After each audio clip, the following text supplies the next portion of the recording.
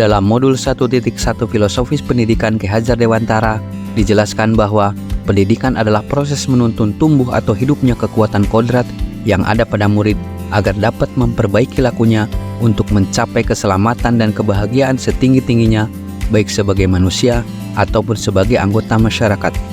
Pendidik adalah pamong dalam memberi tuntunan dan arahan agar murid tidak kehilangan arah dan membahayakan dirinya. Sekolah diibaratkan sebagai tempat bercocok tanam, sehingga guru bisa mengusahakan sekolah menjadi lingkungan yang menyenangkan, menjaga, dan melindungi murid dari hal-hal yang tidak baik. Dengan demikian, karakter murid dapat tumbuh dengan baik sesuai dengan kodrat alam dan kodrat zamannya. Sedangkan dalam modul 1.2 Nilai dan Peran Guru Penggerak dijelaskan bahwa untuk menjalankan filosofi Among Ki Hajar Dewantara, yakni ing ngarso sung tulodo, ing madyo mangun karso dan tutwuri handayani, seorang guru harus menguatkan nilai-nilai yang ada pada dirinya, yakni berpihak pada murid, mandiri, inovatif, kolaboratif, dan reflektif. Selain nilai-nilai tersebut, seorang guru juga dapat menjalankan perannya di lingkungan sekolah dengan menjadi pemimpin pembelajaran, mewujudkan kepemimpinan murid, mendorong kolaborasi, menjadi coach bagi guru yang lain, dan menggerakkan komunitas praktisi, sehingga nilai dan peran yang dimilikinya, guru mampu menjadi penuntun, fasilitator bagi tumbuh kembangnya murid melalui pembelajaran yang menyenangkan dan berfokus pada murid. Dijelaskan pula dalam modul 1.3 Visi Guru Penggerak, untuk mencapai murid impian sesuai filosofis pendidikan Ki Hajar Dewantara, diperlukan rumusan visi seorang guru mengenai murid dan lingkungan belajar yang sesuai impian. Dan demi mewujudkan visi tersebut, diperlukan manajemen dan prakarsa perubahan dengan pendekatan inquiry apresiatif berbasis kolaborasi dan kekuatan dengan tahapan bagja yang terdiri dari tahapan buat pertanyaan utama, ambil pelajaran, gali mimpi, jabarkan rencana, dan atur eksekusi. Dan pada modul 1.4 tentang budaya positif dijelaskan bahwa upaya manajemen dan prakarsa perubahan yang telah dilaksanakan dapat menciptakan suatu lingkungan positif berupa warga sekolah yang saling mendukung, saling belajar dan berbagi, saling bekerja sama, sehingga tercipta kebiasaan-kebiasaan baik, dan dari kebiasaan-kebiasaan baik tersebut akan tumbuh menjadi karakter baik pada warga sekolahnya, sehingga akhirnya karakter dan kebiasaan baik dapat mewujudkan budaya positif. Lalu, bagaimana peran Anda dalam menciptakan budaya positif di sekolah? Penerapan disiplin di sekolah yang berlangsung saat ini cenderung masih termotivasi karena peran kontrol berupa hukuman dan penghargaan. Peran yang saya lakukan adalah melakukan penyebaran pemahaman budaya positif dengan mengajak rekan guru melalui kegiatan diseminasi dan diskusi dengan tujuan agar dapat mengimplementasikan penerapan budaya positif melalui tahapan segitiga restitusi dengan peran kontrol sebagai manajer. Hal tersebut dilakukan dengan harapan agar dapat menumbuhkan disiplin pada murid-murid karena motivasi intrinsik, sehingga tercipta karakter murid yang mandiri, disiplin, dan bertanggung jawab. Dalam koneksi antar materi kali ini, ada beberapa pertanyaan reflektif atas pemahaman keseluruhan dari materi modul 1.4 tentang budaya positif. Pertanyaan pertama, sejauh mana pemahaman Anda tentang konsep-konsep inti yang telah dipelajari pada modul 1.4 ini? Dalam materi disiplin positif, Ki Hajar Dewantara dan Diana Gaussen memberikan pemahaman bahwa disiplin positif sebagai bentuk kontrol diri, yakni belajar untuk mengontrol diri agar dapat mencapai suatu tujuan mulia dari nilai-nilai kebajikan yang ada.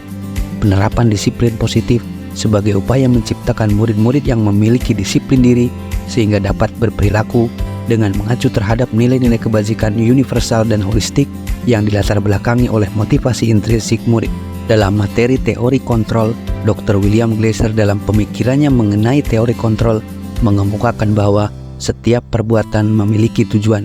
Teori tersebut meluruskan beberapa miskonsepsi tentang makna kontrol, yaitu ilusi guru mengontrol murid, ilusi bahwa penguatan positif tidak efektif dan bermanfaat, ilusi bahwa membuat orang merasa bersalah akan menguatkan karakter, dan ilusi bahwa orang dewasa memiliki hak untuk memaksa. Dalam teori motivasi, hukuman, dan penghargaan, Diana Gaussen menyatakan ada 3 motivasi perilaku manusia, antara lain untuk menghindari ketidaknyamanan atau hukuman, untuk mendapat imbalan atau penghargaan dari orang lain, untuk menjadi orang yang mereka inginkan, dan menghargai diri sendiri dengan nilai-nilai yang mereka percaya. Tujuan disiplin positif adalah menanamkan motivasi untuk menjadi orang yang mereka inginkan dan menghargai diri sendiri dengan nilai-nilai yang mereka percaya, sehingga berdampak menjadi motivasi intrinsik dalam jangka panjang. Hukuman adalah bentuk pengendalian seseorang yang bersifat memaksa dan menyakitkan dengan menciptakan identitas gagal. Sedangkan penghargaan adalah bentuk pengendalian perilaku seseorang dengan suatu benda atau peristiwa yang diinginkan. Alfie Cohen mengemukakan bahwa baik penghargaan maupun hukuman adalah cara-cara mengontrol perilaku seseorang yang menghancurkan potensi pembelajaran yang sesungguhnya karena tidak efektif, merusak hubungan, mengurangi ketepatan, menurunkan kualitas, mematikan kreativitas, dan menghukum. Dalam materi kebutuhan dasar manusia, ada 5 dasar kebutuhan dasar manusia, yakni kebutuhan untuk bertahan hidup, kebutuhan kasih sayang dan rasa diterima, kebutuhan penguasaan, kebutuhan kebebasan, dan kebutuhan akan kesenangan. Dalam materi keyakinan kelas disebutkan bahwa keyakinan kelas adalah nilai-nilai universal yang disepakati secara tersirat dan tersurat, lepas dari latar belakang suku, negara, bahasa, maupun agama yang diyakini seseorang.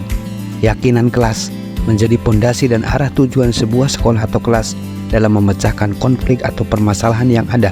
Dalam materi segitiga restitusi, Diana Gosson menjelaskan bahwa segitiga restitusi adalah proses menciptakan kondisi bagi murid untuk memperbaiki kesalahan mereka, sehingga mereka bisa kembali pada kelompoknya dengan karakter yang kuat. Melalui pendekatan restitusi, ketika murid berbuat salah, guru akan menanggapi dan mengajak murid berefleksi tentang apa yang dapat mereka lakukan untuk memperbaiki kesalahan mereka, sehingga murid menjadi pribadi yang baik dan menghargai dirinya.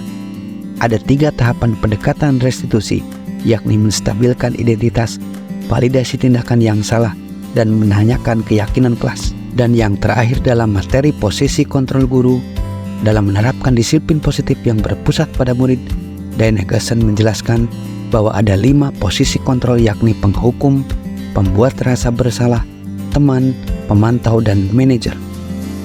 Pertanyaan reflektif yang kedua, adakah hal-hal menarik untuk Anda dan di luar dugaan? Hal yang menarik bagi saya adalah bahwa penghargaan atau reward yang diberikan kepada murid dengan tujuan memberikan motivasi justru nilainya sama dengan memberi hukuman. Pertanyaan reflektif yang ketiga, perubahan apa yang terjadi pada cara berpikir Anda dalam menciptakan budaya positif di kelas maupun Anda setelah mempelajari modul 1.4 ini? Setelah mempelajari modul 1.4 ini, saya sadar bahwa dalam menciptakan budaya positif di sekolah atau di kelas diperlukan keyakinan, yaitu nilai-nilai kebajikan universal yang disepakati secara tersirat dan tersurat, lepas dari latar belakang suku, ras, bangsa, negara, maupun agama. Keyakinan kelas yang disusun dan disepakati bersama dalam diri murid dapat memberikan dampak dalam jangka panjang. Posisi kontrol yang selama ini saya lakukan, yaitu sebagai penghukum, sebagai teman, dan pembuat rasa bersalah, ternyata kurang tepat untuk mewujudkan disiplin positif, sehingga saya perlu merubahnya menjadi posisi kontrol manager. Pertanyaan yang keempat, pengalaman seperti apakah yang pernah Anda alami dan terkait penerapan konsep-konsep inti dalam modul budaya positif, baik di lingkungan kelas ataupun sekolah Anda? Pengalaman yang saya alami yaitu menyelesaikan permasalahan murid yang melakukan pelanggaran dengan memposisikan diri sebagai manajer. Ketika melakukan posisi tersebut, saya terbentur dengan budaya sekolah yang masih menerapkan disiplin melalui hukuman dan konsekuensi. Pertanyaan yang kelima, bagaimanakah perasaan Anda ketika mengalami hal-hal tersebut? Perasaan saya adalah merasa tertantang untuk mengimplementasikan posisi manajer dengan pendekatan segitiga restitusi. Selain itu, saya juga merasa tertantang untuk berbagi praktik baik dan menyebarkan pemahaman tentang budaya positif kepada rekan guru, komunitas praktisi, agar dapat berkolaborasi melakukan perubahan budaya positif di kelas atau sekolah. Pertanyaan yang keenam, menurut Anda, terkait pengalaman dalam penerapan konsep-konsep tersebut, hal apa sajakah yang sudah baik? Adakah yang perlu diperbaiki? Hal yang sudah baik yang ada di lingkungan sekolah atau kelas adalah budaya positif dan nilai-nilai kebajikan. Dan hal yang perlu diperbaiki adalah posisi kontrol guru sebagai penghukum, pemantau, dan pembuat rasa bersalah agar dirubah menjadi posisi kontrol manajer. Pertanyaan yang ketujuh, Sebelum mempelajari modul ini, ketika berinteraksi dengan murid, berdasarkan 5 posisi kontrol, posisi manakah yang paling sering Anda pakai, dan bagaimana perasaan Anda saat itu? Dan setelah mempelajari modul ini, posisi apa yang Anda pakai dan bagaimana perasaan Anda sekarang? Apa perbedaannya? Posisi kontrol yang sering saya jalankan adalah sebagai penghukum dan pemantau.